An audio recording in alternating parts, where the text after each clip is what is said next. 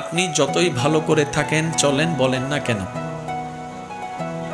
আপনি সমালোচনা থেকে বাঁচতে পারবেন। কিছু সত্য আছে, মানতে না চাইলেও মেনে নিতে হয়, বাস্তব। আপনি যতই ভালো করে চলেন, করেন, থাকেন, বলেন না কেন, সমালোচনা, বদনাম থেকে আপনি কখনো বাঁচতে পারবেন না। আপনি এর কাছে ভালো হলে দুইজনের কাছে আপনি খারাপ নিশ্চিত হবেন।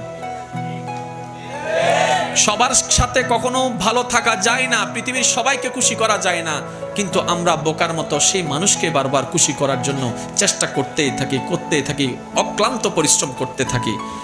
শ্রদ্ধার সাথে বলি, মানুষকে নয়, ওই মানুষের রবকে খুশি করার চেষ্টা করা দরকার। কারণ এই মানুষ কখনো আপনাকে আমাকে থ্যাংক ইউ না দিল, ওই রবের রহমত আমাদেরকে ভরপুর করে দিবে। সুবহানাল্লাহ।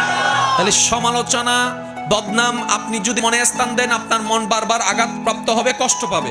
তাহলে যেই জিনিস আমাকে বারবার আঘাত দিবে সেটা আমার রাখার দরকার নাই। সেজন্য সবাইকে শুধু ক্ষমা করতেই থাকবেন।